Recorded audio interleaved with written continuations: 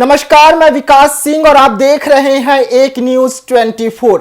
India गठबंधन की बड़ी रैली बिहार में हुई और पटना के गांधी मैदान में इंडिया गठबंधन के जो तमाम बड़े नेता थे उनका महाजुटान होता है और उनको देखने और सुनने के लिए 1 लाख से भी अधिक लोग गांधी मैदान पहुंचे थे। लेकिन कयास लगाए जा रहे हैं कि पहुंचे तो क्या भीड़ जमा हुई, इसका असर 2024 के चुनाव में भी देखने को मिलेगा, क्योंकि लगातार देश के प्रधानमंत्री नरेंद्र मोदी का जो दौरा है वो बिहार का हो रहा है। अभी फिर वो बिहार आने वाले हैं, तो इसका असर क्या 2024 के चुनाव में हो सकता है और क्या इंडिया गठबंधन 2024 के चुनाव में एनडीए गठबंधन को कड़ी टक्कर दे सकती है। अब इसी तमाम मुद्दे पर हमारे साथ बात करने के लिए हमारे दोस्त सहयोगी सदन जी हैं। तो एक तरफ आप प्रिंस मिश्रा को देख रहे होंगे, हम दोनों से बात करेंगे और जानेंगे कि महाजुटान तो हो गई, महारैली भी समाप्त हो गया,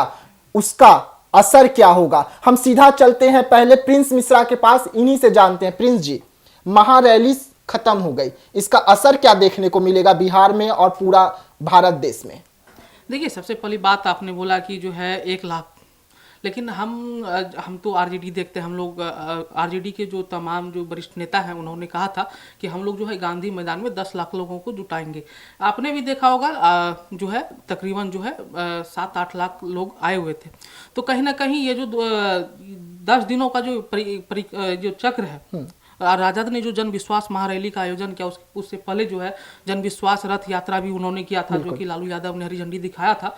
उसके बाद जो अपार समर्थन मिला उनको, कहीं ना कहीं युवा, एक तेजस्वी यादव युवा है और उनके जो फैन फॉलोइंग है वो काफ़ी ज़्यादा है। अगर हम लोग यूथ के दृष्टिकोण से देखते हैं तो कहीं ना कहीं 2024 का जो लोकसभा चुनाव है और उसमें कहीं ना कहीं फायदा पहुंचने वाला। अगर हम दूसरा फैक्टर अगर हम बात कर लेते हैं कि जो नीतीश कुमार जो फिलहाल में जो सरकार बदली है, नीतीश कुमार जो एनडीए के साथ जाकर उन्होंने सरकार बनाई, उसके बाद जो उन्होंने सदन में जो उन्होंने अपना जो वक्तव्य रखा था वो काफ़ी लोगों के दिलों में जाकर के चुभा था, क्योंकि उस तरीके का वक्तव्य अभी तक तेजस्वी यादव के द्वारा या उनके पार्टी के द्वारा जो है नहीं दिया गया था।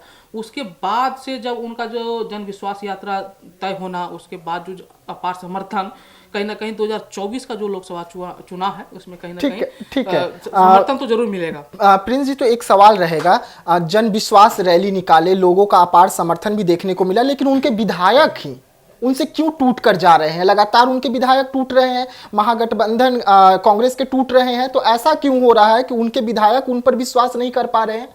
देखिए, अगर आप विधायक तोड़ने की बात या टूटने की बात कर रहे हैं तो कहीं ना कहीं आप सदन के अगर उनके वक्तव्यों को निकालेंगे तेजस्वी यादव के, तो उन्होंने कहा कि साफ तौर पे उन्होंने कहा दिया कि जो भी उनकी परिस्थिति है, परिस्थितियों के कारण जो है वो चले गए, किन्हीं के ऊपर जो है दबाव बनाया गया या तमाम चीज़ों को लेकर जो है उन्होंने सदन में ही अपनी बातों को रखा था।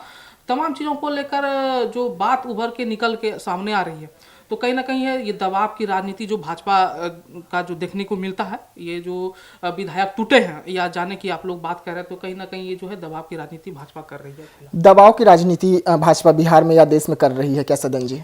नहीं, ऐसी कोई बात नहीं है। भारतीय जनता पार्टी पूरे देश में दबाव की राजनीति नहीं करती है। हमारा बीट है भाजपा और जेडीयू। इन्होंने कहा कि दबाव की राजनीति करती है भारतीय जनता पार्टी। ऐसी कोई बात नहीं है, भारतीय जनता पार्टी दबाव की राजनीति नहीं करती। हम आपको एक चीज स्पष्ट कर देते हैं, ये हम स्पष्ट नहीं कर रहे हैं, जेडीयू को हो या चाहे भारतीय जनता पार्टी को शीर्ष नेता, जो कि जेडीयू के मुख्य प्रवक्ता नीरज कुमार हो, चाहे मुख्यमंत्री जी हो, चाहे उप मुख्यमंत्री सम्राट चौधरी हो, प्रदेश अध्यक्ष हैं विजय सिन्हा डिप्टी सीएम, साफ तौर पर उन्होंने कहा था कि जो सोने के चम्मच लेके जो पैदा हुए थे, यानी साफ तौर पर तेजस्वी यादव के ऊपर आरोप था कि वो लोग राजनीति कैसे समझेंगे। और जब हमने कल बात किया कि 10 दिन की जन विश्वास, इन्होंने कहा कि जन विश्वास जो रथ यात्रा था उनका, तो साफ तौर पर कहा कि 10 दिन में लोग यहाँ से पटना से पूरे बिहार घूम के यहाँ के महारैली कर लेंगे। ऐसी कोई यात्रा होती है? और इतना छोटा बिहार है, इतना छोटा बिहार है, गाड़िया पे घूम लेंगे, घूम जाएंगे तो यात्रा हो जाएगा वो। विधायक तोड़ने की बात कही, विधायक कोई नहीं टूटता है। आरोप ये था आरजेडी के ऊपर, जेडीयू का, कि लोकसभा का चुनाव पास है, 40 सीट है, जिसमें कि ये 30 सीटों के ऊपर आरजेडी चुनाव लड़ने वाली है। तो उनको कैंडिडेट नहीं मिल रहा था। कैंडिडेट के ऊपर ये प्रेशर दिया जा रहा था कि जमीन को बेचकर पैसा दो और टिकटवा लो। इस तरीके के आरोप थे मतलब आरजेडी के ऊपर। एक तो घोटाला ये करके रखे लैंड फॉर जॉब का, और उसके बाद फिर से एक जी इस तरीके का आरोप है। यह आरोप हम नहीं लगा रहे हैं। हाँ। ये जेडीयू के नेता कहते हैं कि नेताजी रात में क्षेत्र भ्रमण करते हैं, दिन में उनके विधायक टूटते हैं। विधायक क्यों टूट गया उनका? 6 विधायक, 7 विधायक, 8 विधायक टूटना महागठबंधन की कई महीनों में अहम रखती है। खेल तो शुरू उन्होंने किया था, लेकिन खेल उन्हीं को भारी पड़ गया। खेला होबे का नारा का उन्होंने कहा दिया था ना। हाँ। कि खेल हम करेंगे। हाँ, खेल करने में हम माहिर हैं, हम बड़े मैच के प्लेयर हैं। लालू यादव बड़े मैच के प्लेयर हैं, तो कहाँ चले गए उनके विधायक खुद उनसे नहीं संभल रहे हैं, तो सरकार चलाने की बात कहाँ से होती है? अब रोजगार की बात करते हैं। उन्होंने कहा कि रोजगार 2 लाख रोजगार दिया, जन समर्थन मिला। इस जन समर्थन को जो आज महाजुटान, आपने कहा कि पटना में के गांधी मैदान में शीर्ष नेतृत्व जितने भी आए हुए थे महागठबंधन के, लेकिन इस जनता को, इस भीड़ को वोट में तब्दील कर देना, ये देखा जाएगा, बहुत दिलचस्प मुश्किल होगा। हाँ, ये मुश्किल है, क्योंकि भीड़ जुटाना, सब पार्टी भीड़ जुटाती है बिल्कुल, लेकिन इस भीड़ को वोट में तब्दील कर देना ये काफी असंभव वाली बात है। अच्छा, आप प्रिंस जी, आप राजद बीट देखते हैं। एक घोटाला तो राजद पर लगा हुआ है कि वो लैंड फॉर जॉब मामले में दोषी है। उसके बाद एक और घोटाले की तैयारी करना कि आपको हम सीट देंगे, आपको हम टिकट देंगे, जमीन बेच के ही पैसा दे दीजिए। देखिए, ये सब जो है एक राजनीतिक बयानबाजी है। क्या तो उन्हीं के विधायक बोल रहे हैं ना? नहीं, ये एक जदयू के मुख्य प्रवक्ता है, उन्होंने कहा है। ठीक है, ये किसी विधायक ने नहीं कहा है कि हमको मेरे ऊपर दबाव बनाया जा रहा था जमीन बेच के पैसा दो। ऐसा किसी भी पार्टी के विधायक का स्टेटमेंट नहीं है। आपने देखा होगा ना, सुना होगा। ये जो है जदयू के मुख्य प्रवक्ता है नीरज कुमार, उन्होंने बोला था कि जो है उनके ऊपर दबाव बनाया जा रहा है राजनीतिक। ऐसा कुछ नहीं है। देखिए, सबसे बड़ी बात ये है कि अगर इन्होंने कहा कि जो है तेजस्वी यादव खेला करना चाह रहे थे, हम लोग वो कह रहे थे कि हम पिच के अच्छे खिलाड़ी हैं, तो कहीं ना कहीं ये देखिए आप ना मायने में कि जो तोड़ने की बात कही जा रही थी, उन्होंने तो, तेजस्वी यादव ने तो किसी के विधायक को नहीं तोड़ा। अगर हम बात कर लेते तो एक भी विधायक नहीं तोड़ा उन्होंने, टूटा ही नहीं उनसे। लेकिन आरोप तो है। हाँ, आरोप तो है ना। ये अगर नीरज कुमार का आरोप गलत है तो राजद क्यों नहीं उन पर एफआईआर कर दे रहा है? नीतीश कुमार तो सदन में खड़े होकर कहे थे ना कि टेबल के ऊपर से पैसा लिया जा रहा था, ये सब चीज हमें खराब लगा और इसी वजह से हम पलट गए। उन्होंने तो कहा ना, और उन्होंने ये भी कहा ना कि बीजेपी के साथ हम इतने दिनों तक थे, लेकिन बीजेपी ऐसा गलती नहीं किया, ये कर रहे थे, ये कमा रहे थे। देखिए, अभी जो केंद्र में बैठी सरकार है, ठीक है, अच्छा, ये भी एक मायने रखता है कि लैंड फॉर जॉब मामला या किसी भी अधिकारी को या किसी भी मतलब संस्थान को अगर इस्तेमाल करते हैं, चुनाव नजदीक आने के बाद जो है उसको एक्टिव करना, उतने तेजी में एक्टिव करना, कहीं ना कहीं केंद्र सरकार पे भी सवाल खड़ा करता है। तो चुनाव का तो काफी समय बाकी है, तब से उनसे पूछताछ चल रहा है। अभी से देखिए ना, अभी से कुछ दिन बाद जो है आचार संहिता लागू होने वाला, क्योंकि लोकसभा चुनाव 2024 में होना है। तो कहीं ना कहीं उससे 1 मंथ पहले, 1.5 मंथ पहले हर सरकारी तंत्र को एक्टिव कर देना, कहीं ना कहीं सवाल तो केंद्र पे भी उठता है ना। क्योंकि अगर उस मामले को अगर आप देखते हैं तो कोर्ट सजा सुनाती है, और अगर चीज आप देखते हैं, अगर आप कार्रवाई की बात करते हैं, अगर आप उतने ही अच्छे राजनेता हैं, अच्छे दल हैं, तो कहीं ना कहीं उससे पहले भी तो आप कर सकते थे। सत्ता परिवर्तन जब पलटने की बात हो रही थी, तब आप एक्टिव करते हैं। तो कहीं ना कहीं सवाल ये भी खड़ा है। और दूसरा सवाल ये है कि आप बोल रहे थे कि टेबल के ऊपर से, क्या उसका साक्ष्य है आपके पास? नीतीश कुमार सदन में कहे हैं ना, सदन में कहा हुआ बात को कौन झूठला सकता है? बोलना और साक्ष्य के साथ। अगर साक्ष्य है आपके पास तो उसको सार्वजनिक करिए ना। तो नीतीश कुमार ने कहा ना कि जांच होगा, एक एक व्यक्ति का जांच होगा, और जांच चल रहा है। साक्ष्य थी तभी तो एफआईआर हुई। हाँ, और जांच चल रहा है। अगर एक मिनट, अगर मेरे ऊपर अगर ये लांछन या आरोप लगे कि मैंने विधायक को खरीदा है, आपने पैसा मुझे दिया है, मुझे कॉल डिटेल है, सब कुछ है, तभी तो एफआईआर हुआ। ऐसे कोई कैसे एफआईआर कर सकता है? आरजेडी एफआईआर नहीं कर रही है बीजेपी के ऊपर। अगर देखिए, आपने बोला कि आरजेडी ने एफआईआर क्यों नहीं किया, केस दर्ज क्यों नहीं किया? क्योंकि देखिए, आरजेडी वैसा भी जनता के साथ वो जुड़ना चाह रही है, वो किसी उलझन में जो है उलझना नहीं चाह रही है, वो लोगों के साथ मिलकर काम करना चाहती है। अगर आप देख लीजिए, ये भी बात है, अगर ये बोल रहे हैं कि जो है बहुत तरीके का बात बोल रहे हैं, तो कहीं ना कहीं ये भी है ना कि 17 महीने का जो कार्यकाल इनका रहा, कहीं ना कहीं तो ये तो बेस्ट रहा ना। कैसे बेस्ट रहा? नीतीश कुमार पहले बोल रहे थे कि ये नौकरी कहाँ से देंगे, हाँ।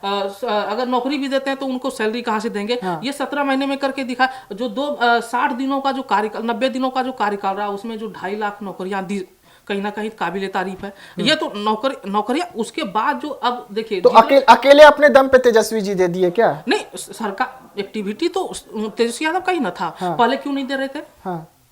सीएम कौन थे?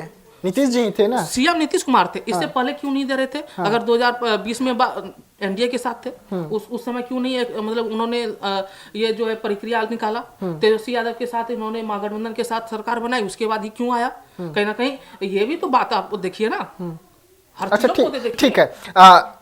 जिस तरीके से नीतीश जी सदन में बयान दिए थे, हम उस पर आते हैं। अगर नीतीश जी गलत बोले तो वो जांच चल रहा है ना, घोटाले का जांच चल रहा है ना, जो 17 महीने में घोटाले हुए, तो इंतजार करते हैं ना, और उसके बाद फिर देखते हैं कि क्या निकलता है सामने। और इस तरीके से कहना कि चुनाव आते ही सरकारी तंत्र को नहीं बूस्ट कर देते हैं। धीरज साहू, आपको याद होगी, झारखंड से धीरज साहू हैं, राज्यसभा सदस्य हैं, उनके घर से उतने पैसा बरामद हो जाना, एक रूम भर जाना, बिल्कुल। ये तो वो उस समय तो चुनाव नहीं थी। आरजेडी, ये मेरा आरोप नहीं है, मुख्यमंत्री जी सदन में बोले हुए हैं, मीडिया में भी उन्होंने बोला हुआ है कि आरजेडी ऐसी पार्टी थी कि उसके दरवाजे पे कोई आदमी बैठने नहीं जाती थी। और नीतीश कुमार ने ही 2 बार, आज अगर तेजस्वी यादव नेता है तो वो नीतीश कुमार की देन है, ये नीतीश कुमार ने कहा है 2 बार। 17 महीने आप बोल रहे हैं कि 17 महीने बनाम 17 साल की जो ये नारा देते हैं, ये जो प्रिडिक्शन जो कर रहे हैं, और इसके पहले जब एनडीए की सरकार थी यहाँ, जब 2020 में जब इन्होंने जीता, तो एनडीए की सबसे बड़ी पार्टी के रूप में कौन उभरा? सबसे बड़ी पार्टी भारतीय जनता पार्टी बनी। 4 विधायक एआईएम को तोड़ ले तो आरजेडी सबसे बड़ी पार्टी बनी। फिर अभी सबसे बड़ी पार्टी भारतीय जनता पार्टी है, तो उस समय मुख्यमंत्री नीतीश कुमार बने, उनको बनाया। लेकिन जब फिर से जब ये लोग आए साथ में, तो जिस समय ये लोग एनडीए की सरकार थी, उसी समय किन किन सेक्टरों में नौकरी दी जाएगी, सारे वर्क हो चुका था। हाँ, डिप्टी सीएम तेजस्वी प्रसाद यादव बने, सत्ता में आए ये लोग। इस 17 महीने में आरोप तो आपके ऊपर कई आरोप लगे हुए हैं ना। 17 महीने में आपने क्या क्या किया? आप अपने पास 5 मंत्रालय रखा, ऐसे जेडीयू के हर एक नेता कहते हैं, आपने अपने पास 5 मंत्रालय रखा। कहा जाता है कि मलाईदार आपने मंत्रालय अपने पास रखा, और कोई नहीं था। जब नीरज कुमार ने कहा, मुख्य प्रवक्ता है, एमएलसी भी है, उन्होंने कहा कि जब कुर्सी संभालने की बात आई, डिप्टी सीएम आप बन गए, 5 मंत्रालय आप रख लिए। राज्यसभा जाने की बात आएगी तो उनकी बहन जाएगी, मीसा भारती। और जब फिर जाके जब विपक्ष का नेता बनने की बात आएगी तो तेजस्वी प्रसाद यादव बनेंगे, विधान परिषद के विपक्ष के नेता राबड़ी देवी बन जाएगी। सवाल तो उठ रहा है ना, क्या ये बिहार पॉलिटिक्स क्या बबौती हो गई है कि जब भी बनेंगे तो राजद के परिवार से ही बनेंगे? राजद में और कोई नेता नहीं है, लालू जी का ही परिवार बचा है। नहीं, देखिए, ये लालू परिवार की बात नहीं है। हाँ। अगर इन्होंने बोला कि जो है नीतीश कुमार के देन से ही, मतलब ये जो है उप मुख्यमंत्री बने हैं। बिल्कुल बने हैं। तो अगर मुख्यमंत्री बने हैं तो ये भी तो आप देखिए ना कि राजद के विधायक, राजद के कितने विधायक हैं, जदयू के कितने विधायक हैं।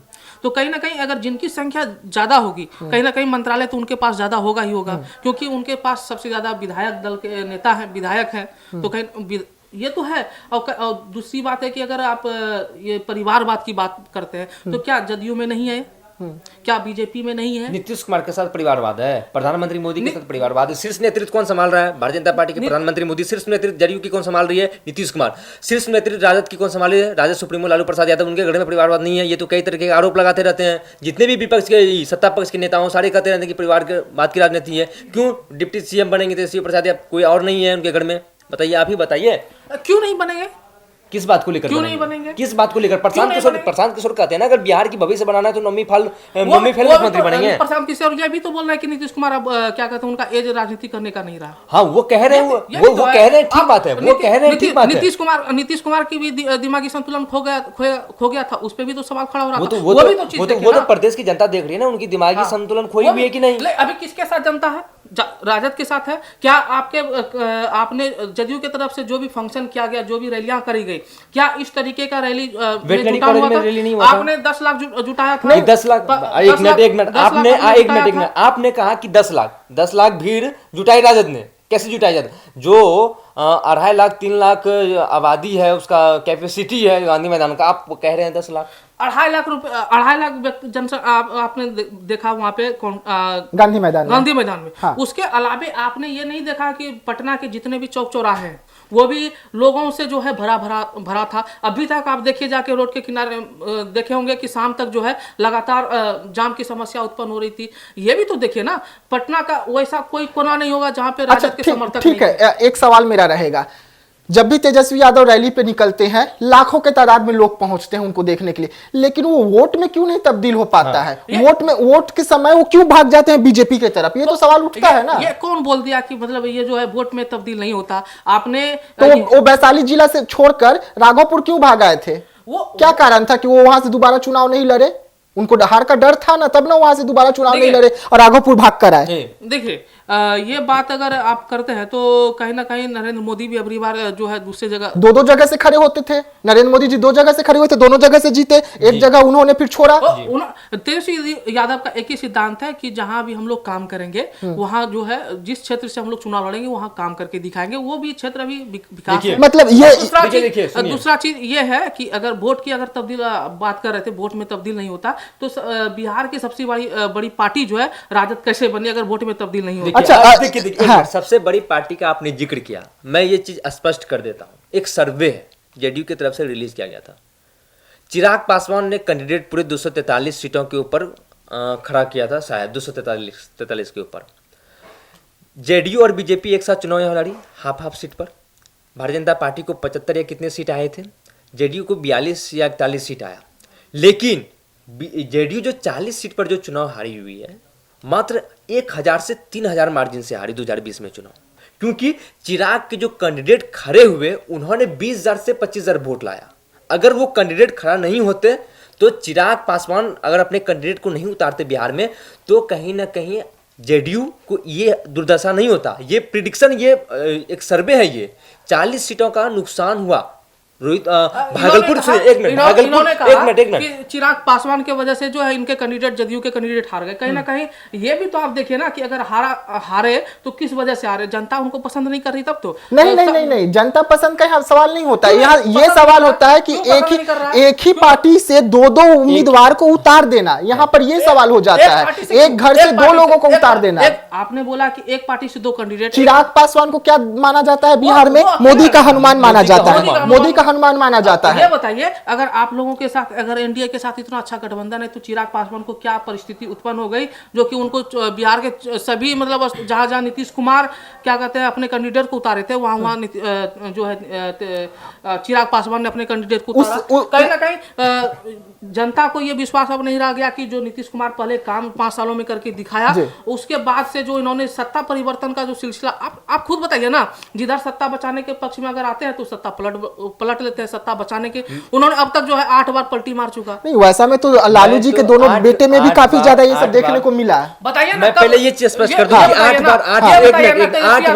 8 बार पलटी नहीं मारे, 2 बार पलटी मारे। आपने कहा कि नीतीश कुमार ने, देखिए 2005 से 2013 तक बिहार में सुशासन की राज थी, सुशासन की राज अभी भी है। नीतीश जो 2005 के पहले 2005 के पहले कितने बाढ़ी आई थी? 33,000 आई थी ना। 2005 के पहले कितने बाढ़ी आई थी बिहार में? 2005 के बाद जो है 2010 तक जो सुशासन, उसके बाद क्या हुआ था? कुशासन का सरकार। मैं कुशासन की सरकार नहीं कर रहा। नीतीश उसके बाद गठबंधन सरकार आया, उसके बाद गठबंधन सरकार आया। मैं इस चीज का स्पष्ट कर दे रहा हूँ। 2005 से 2013 तक बिहार में सुशासन का राज था। नीतीश कुमार बेहतर काम किए। नीतीश कुमार के यही कारण से आज उत्तर प्रदेश में योगी आदित्यनाथ, वहाँ माफिया का एनकाउंटर होता, लेकिन बिहार में एनकाउंटर नहीं हुआ।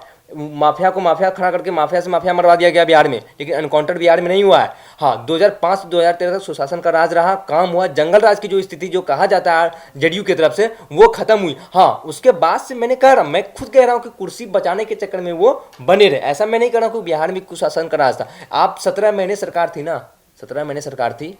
आरजेडी के लालू प्रसाद यादव के भतीजा या पोता क्या लगते हैं, एक पदाधिकारी को मार दिया, उनको हवाई मार्ग से दिल्ली एम्स ले जाया गया। स्थिति तो उत्पन्न हुई ना। क्या नीतीश कुमार जब सुशासन की सरकार थी तो उस समय क्या कहते हैं इस तरीके का घटना सामने नहीं होता? उन्होंने तो स्पष्ट कर दिया ना कि अगर ऐसा काम किया उन्होंने उनको सजा दिया जाएगा। क्या आप ये इस बात से मुकरते हैं कि आनंद मोहन जो है नीतीश कुमार के वो जो क्या कहते हैं कानून में जो उन्होंने जो रिवाइज किया था, क्या उन्होंने उनको बचाने के लिए, उनको प्रोटेक्ट करने के लिए नहीं ठीक किया है, आप था? दोनों से अगर आप आखिरी किसी पे आखिरी सवाल रहेगा। कर रहा, अगर आप किसी पे सवाल खड़ा कर रहे हैं तो आप अपने गिरबान में भी तो देखिए। ठीक है, आप दोनों से आखिरी सवाल रहेगा। आज का जो रैली हुआ, जो इंडिया गठबंधन का हमें रैली देखने को मिला, महाजुटान देखने को मिला, इससे क्या 2024 लोकसभा चुनाव में असर होगा, बीजेपी को और एनडीए को घाटा होगा? देखिए, कल प्रधानमंत्री मोदी आए हुए थे, नीतीश कुमार जिस तरीके से पुरानी मित्रता हुई, और आज जन विश्वास महारैली था, तमाम नेता शिरकत किए आए। हाँ, 40 सीट बिहार से है, तो ये अनुमान लगाया जाए कि कम से कम 4-5 सीट इस बार एनडीए की झोली में नहीं जा सकती है, कहीं ना कहीं नुकसान होगा। 4-5 सीट का नुकसान, 4-5 सीट का नुकसान होना तय है। और अगर इस तरीके से भीड़ जुट रही है आरजेडी के पक्ष में, अगर इस तरीके का भीड़ इसको वोट में अगर तब्दील कर लें, कहीं ना कहीं लोकसभा चुनाव में आरजेडी को कुछ ना कुछ फायदा होगा। हाँ, ये कहा जाए कि 40 सीट है, 40 सीट में 40 सीट यहाँ से जैसे कि अखिलेश प्रसाद यादव ने कहा कि 80 + 40 लाओ भाजपा हटाओ, 120 लाओ, हाँ। 120 लाओ, हाँ। भाजपा हटाओ। ये मुश्किल है। 40 में हाँ 2-3 सीट 4 सीट का नुकसान हो सकता है, उससे ज्यादा बिहार से नुकसान नहीं हो सकता एनडीए को। कितना फायदा राजद को? बिल्कुल फायदा होगा। हमको तो लगता है कि जिस तरीके से भी अगर हम थोड़ा सा डिटेल में सीटों पर आते हैं, सीटों पे आते हैं। हाँ। जिस तरीके से अगर कल जो आपने देखा होगा कि परसों जो है नरेंद्र मोदी का जो है औरंगाबाद और 2 जगह उनका कार्यक्रम था, वहाँ पे एनडीए गठबंधन के जो घटक दल है, चिराग पासवान हो गए, उपेंद्र कुशवाहा हो गए, वो उनके मतलब जो है कार्यक्रम में नहीं पहुंचे। तो कहीं ना कहीं एनडीए गठबंधन में संशय ये बना हुआ है कि कौन सा लोकसभा सीटों पे कौन लड़ेगा। कहीं ना कहीं हो सकता है, मैं आपको आश्वस्त मतलब ये विश्वास दिलाता हूं कि कहीं ना कहीं 2024 का जो लोकसभा चुनाव है उनको काफी ज्यादा महागठबंधन की सरकार को फायदा मिलने वाला है। लेकिन बीजेपी अपना पहला लिस्ट जारी कर चुकी है। नहीं, उसमें भी तो आप देखिए ना, उसमें भी देखिए ना कि बहुत सारे जो कैंडिडेट है वो मतलब नाराज चल रहे हैं। ये भी तो कौन नाराज चले? 4-5 कई नाम निकले ना। आसनसोल से तो नाम अपना खुद वापस लिए पवन सिंह कि मैं नहीं लड़ना चाहता। कहीं ना कहीं ये भी तो है ना कि आप उनके बिना मर्जी से जो है उनको वहां पे आपने उतार दिया। वो तो कह रहे थे कि हमारे क्या कहते हैं, आप उनके बयानों को सुनिए ना, पवन सिंह के बयानों को सुनिए ना, कि हमारा जो जन्म स्थान है वहां पे अगर आप हमको चुनाव लड़ाते तो वहां पे हम अच्छे से चुनाव कैंपेन तो जन्म स्थान से ही तो उनको चुनाव टिकट दिया गया था। आसनसोल में उनका जन्म हुआ है, कर्मभूमि जन्मभूमि आसनसोल।